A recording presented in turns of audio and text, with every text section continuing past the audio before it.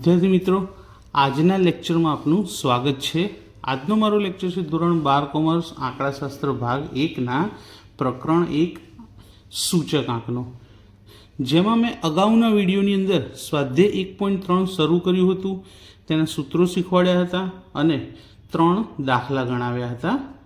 હવે આજે આપણે દાખલા નંબર 4 લઈએ। દાખલા નંબર 4 શરૂઆત કરીએ એ પહેલાં હું કહી દઉં કે મોસ્ટ ઇમ્પોર્ટન્ટ દાખલો છે, એટલા માટે કે દાખલા નંબર 4ની અંદર એકમ પરિવર્તન આવે છે। મિત્રો, શું આવે છે? એકમ પરિવર્તન। હવે એકમ પરિવર્તન અગત્યનું કેમ છે? કારણ કે એકમ પરિવર્તનની અંદર જે રીતની આ રકમો આપી છે, ભાવ અને જથ્થો, એ એવા ને એવા અંદર લખી શકાશે નહીં, એને આપણે બદલવા પડશે એકમ પ્રમાણે। એટલા માટે આ દાખલો ખૂબ જ અગત્યનો છે, તો જરા અહીંયા તમે ધ્યાન આપશો તો સરળતા રહેશે। સૌથી પહેલાં તો દાખલામાં આપણને 3 સૂચકાંક શોધવાના કીધા છે, લાસ્પેયર, પાસે અને ફિશરનો।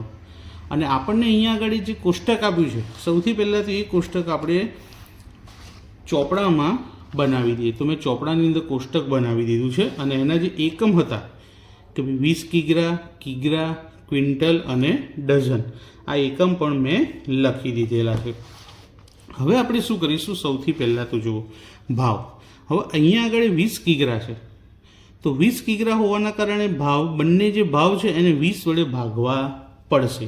તો 80 ભાગ્યા 20 કરીશું અને 120 ભાગ્યા 20 કરી અને આપણે ભાવ લખવો પડશે, કારણ કે આપણે હંમેશા વસ્તુનો ભાવ એકનો લખીએ। 1 કિગ્રા હોય તો 1 કિગ્રાનો, 1 ડઝન હોય તો 1 ડઝનનો, 1 નંગ હોય તો 1 નંગનો, લીટર હોય તો 1 લીટરનો લખીએ, મીટર હોય તો 1 મીટરનો લખીએ, એ પ્રમાણે આપણે ભાવ લખીએ છીએ। તો 20 કિગ્રાનો ભાવ આપ્યો છે તો આપણે 20 કિગ્રાનો ભાવ દાખલામાં નહીં ગણાય, દાખલામાં ફક્ત 1 કિગ્રાનો ભાવ જ લખવો પડશે।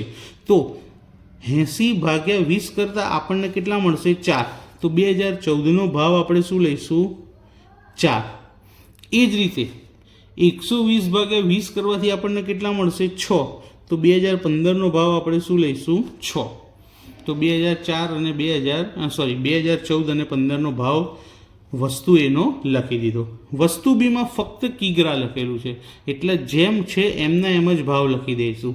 ખાલી જોઈ લો, જથ્થામાં ગ્રામ લખે છે અને કિગ્રામાં ફેરવી કાઢીશું, એટલે અહીંયા પણ કિગ્રા અને એ બંને જગ્યાએ પણ કિગ્રા થઈ જશે। તો ભાવ એના એ જ આવશે। કેમ કે એકમમાં કોઈ અંક લખેલો નથી, તો 20 અને 24 જેમ છે એમના એમ, 20 અને 24। હવે જોઈએ મિત્રો, અહીં ક્વિન્ટલ આપ્યા છે, સામે જથ્થામાં શું આપ્યું છે? 100 કિગ્રા। તો ક્વિન્ટલ ના લખાય, ત્યાં શું લેવું પડશે આપણે? 100 કેજી। તો અહીં 100 કેજી લખવાથી ભાવ જે આપેલો છે એને કેટલા વડે ભાગવો પડશે? હવે 100 વડે। તો 2000ને 100 વડે ભાગીશું અને 2800ને પણ 100 વડે ભાગાકાર કરીશું।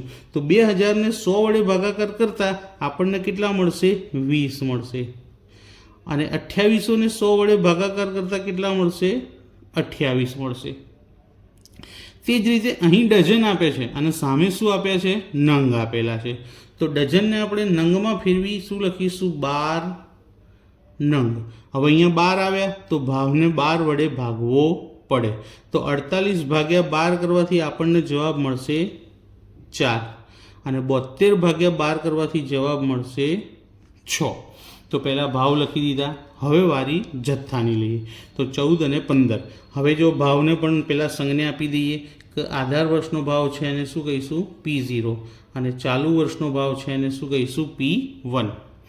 એ જ રીતે આધાર વર્ષનો જથ્થો છે એને શું કહીશું? Q0, ચાલુ વર્ષનો જથ્થો છે એને Q1। જથ્થામાં આપણે જોઈએ, જથ્થામાં તમે જો અહીં કિગ્રા અને સામે જથ્થામાં પણ કિગ્રા, એટલે એની એ જ રકમ લખવાની, કોઈ ફેરફાર થશે નહીં, 5 અને 7। હવે વસ્તુ બીમાં જુઓ, એકમ કિગ્રા પણ સામે ગ્રામ આપેલા છે, તો આ ગ્રામને કિગ્રામાં ફેરવી દઈશું, કારણ કે આપણે ભાવ કિગ્રા પ્રમાણે લખેલો છે। તો કોઈ પણ ગ્રામ હોય એને કિલોગ્રામમાં ફેરવવા માટે 1000 વડે ભાગવા પડે। તો 2400 ભાગ્યા 1000 કરીએ તો 2.4 અને 4000 ભાગ્યા 1000 કરીએ તો ફક્ત 4 આવશે। તે જ રીતે અહીંયા પણ આપણે ક્વિન્ટલ ચેકિંગ કિગ્રા કરી દીધા હતા, સામે કિગ્રા જ છે એટલે જે છે એમના એમ, 10 અને 15, 10, 15. અહીં નંગ કરી દીધા હતા, સામે પણ નંગ છે એટલે એનું એ જ 30 અને 35. 30 અને 35. આટલું થઈ ગયા પછી આપણે ચોપડીની જરૂર પડશે નહીં. હવે આપણે ફક્ત આના પરથી 4 ખાના બનાવવાના છે. પહેલું ખાનું શું બનશે મિત્રો? P1Q0 અને બીજું P0Q0 એટલે 1000 વાળું ખાનું બન્યું. હવે બનશે 1101 વાળું ખાનું P1Q1 P0Q1 તો 1101. તો જે પ્રમાણે ખાનું બનાવ્યું છે તે પ્રમાણે આપણે હવે ગુણાકાર કરતા જઈએ. સૌથી પહેલાં કોનો? P1નો અને Q0નો. તો આ P1 અને એની બાજુમાં Q0 તો 6 પંચા 30. 24 ગુણ્યા 2.4 તો 57.6.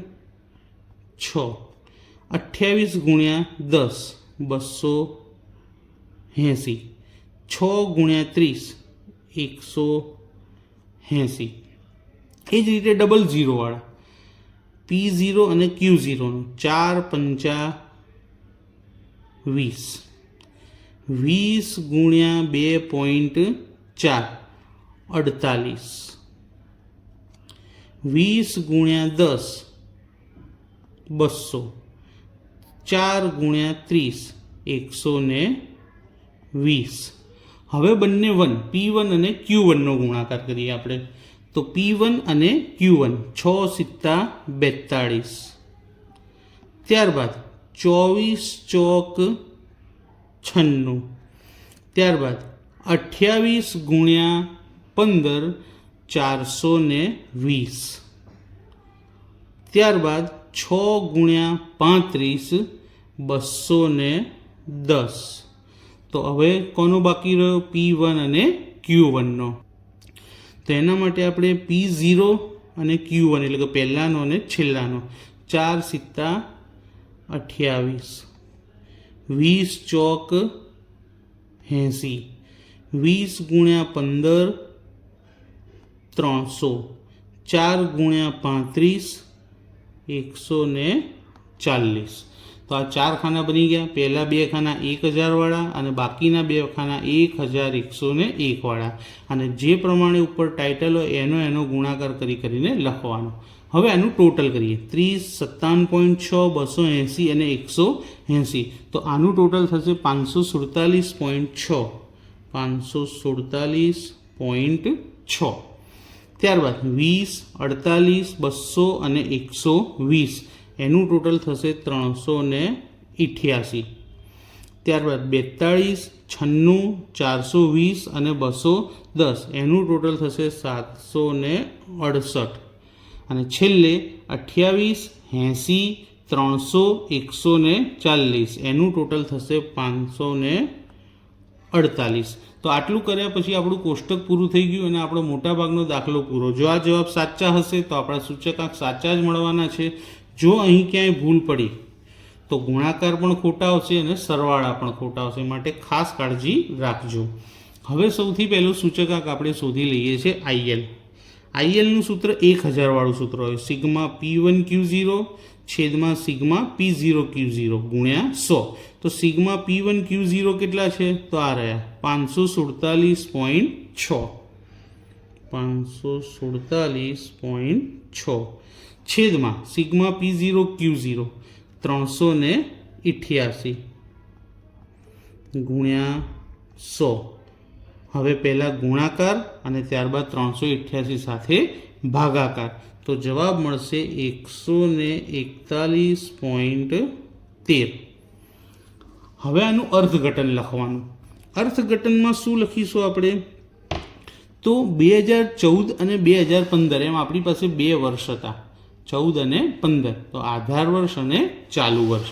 તો આધાર વર્ષની સરખામણીમાં ચાલુ વર્ષમાં સૂચકાંકમાં શું થયો? તો વધારો થયો. કેમ? કારણ કે જવાબ 100 કરતાં મોટો આવ્યો. તો કેટલો વધારો થયો તે લખવો પડશે. તો 2014ના સાપેક્ષમાં વર્ષ 2015ના કુલ ખર્ચમાં 141.13 માઇનસ કેટલા કરવાના 100, તો આનો આન્સર આવશે 41.13% વધારો થયો. આ અર્થઘટન કર્યું કહેવાશે. આપણે 100થી ઓછો જવાબ આવે તો ઘટાડો, 100થી વધારે જવાબ છે માટે વધારો. આ જ રીતે પાસેનો સૂચકાંક શોધી અને એનું પણ આપણે અર્થઘટન કરી દઈશું. તો પહેલાં સિગ્મા P1 Q1 છેદમાં સિગ્મા P0 Q1 એટલે 1101. તો P1 Q1નું ટોટલ કેટલું હતું 768 અને P0 Q1નું ટોટલ કેટલું હતું 548 ગુણ્યા 100. 768 ગુણ્યા 100 ભાગ્યા 548 કેલ્ક્યુલેટરમાં કરવાથી જવાબ મળશે 140.15. તો સેમ આ જ પ્રમાણે અહીંયા લખવાનું કે 2014ના સાપેક્ષમાં વર્ષ 2015ના કુલ ખર્ચમાં બ્રેકેટમાં બાદબાકી 140.15 માઇનસ 100, તો એનો આન્સર આવશે 40.15% વધારો થયો. તો બંનેનું અર્થઘટન લખી દીધું. હવે આ જે બંને સૂચકાંક મળ્યા IL અને IP, તેના પરથી આપણે ફિશરનો સૂચકાંક શોધી લઈએ IF.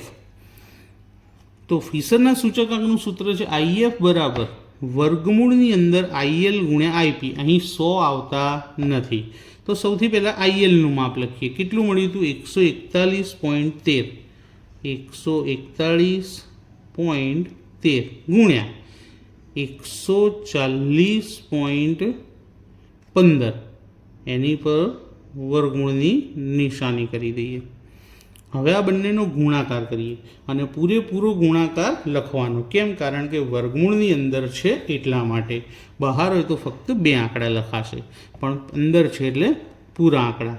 તો ગુણાકાર થશે આ બંનેનો 19,779.3695 તમે કેલ્ક્યુલેટરમાં કરી અને ચેક કરી જોજો વિડીયોને પોઝ કરીને.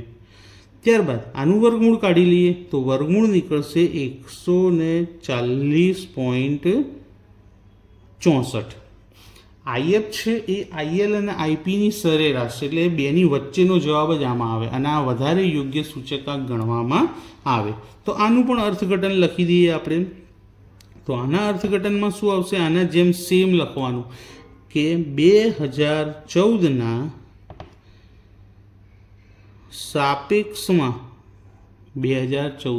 સાપેક્ષમાં વર્ષ 2015ના કુલ ખર્ચમાં કૌંસમાં બાદબાકી 140.64 માઇનસ 100 અને આન્સર આવશે 40.64%. આ શું જોવા મળ્યું તમને? વધારો થયો તે જોવા મળી ગયું. તો મિત્રો આજનો દાખલો જોવા જઈએ તો કોષ્ટક બન્યા પછી દાખલો ખૂબ જ સરળ છે, પણ કોષ્ટકની અંદર ભાવ શોધવા માટે ભાગાકાર કરવો પડશે. જથ્થો લખવા માટે ચેક કરવું પડે કે એકમ કેવો આપ્યો છે. તો આજે આપણે 2 એકમ પરિવર્તન કર્યા, ક્વિન્ટલમાંથી કિગ્રા અને ડઝનમાંથી નંગ. ક્વિન્ટલમાંથી કિગ્રા કરવા માટે આપણે ભાવને 100 વડે ભાગ્યા અને ડઝનમાંથી નંગ કરવા માટે આપણે ભાવને 12 વડે ભાગ્યા હતા. બીજું કે ભાઈ એકમ અને જથ્થો બંને સમાન હોવા જોઈએ. તો અહીં વસ્તુ બીમાં એકમ કેજી હતો, જથ્થો ગ્રામ હતો, તો એને ગ્રામમાંથી શેમાં ફેરવી દીધો? કિલોગ્રામમાં. તો એકમ અને જથ્થામાં બધું જ સમાન હોવું જોઈએ. એટલા માટે એકમ પરિવર્તન કરવામાં આવે છે અને આવો દાખલો એકમ પરિવર્તનનો દાખલો કહેવાય. અને પરીક્ષામાં સૌથી વધારે એકમ પરિવર્તનનો દાખલા પૂછાય છે. સૂચક આંકમાંથી તમને 2 દાખલા આવશે અને 2 દાખલામાંથી એક દાખલો તો એકમ પરિવર્તનનો હશે ને હશે જ. તો મિત્રો આજે આપણે શીખ્યા સ્વાધ્યાય 1.3નો દાખલા નંબર 4. તો મને કોમેન્ટ કરીને જણાવજો કે આજનો દાખલો તમને કેવો લાગ્યો અને વિડીયોમાં કંઈ સુધારા વધારાની જરૂર લાગતી હોય તો પણ તમે જણાવજો. તમને કોઈ ક્વેરી રહી ગઈ હોય તો પણ મને તમે કોમેન્ટમાં લખી શકો છો. હું જરૂરથી તેનો આન્સર આપીશ. તો મિત્રો આજનો વિડીયો કેવો લાગ્યો તે જણાવજો. પ્લસ વિડીયોને તમારા ફ્રેન્ડ સર્કલમાં, તમારા સ્કૂલમાં તમારી સાથે ભણતા મિત્રોને અને બધાને શેર કરજો જેથી ચેનલને સપોર્ટ મળી રહે. Thank you.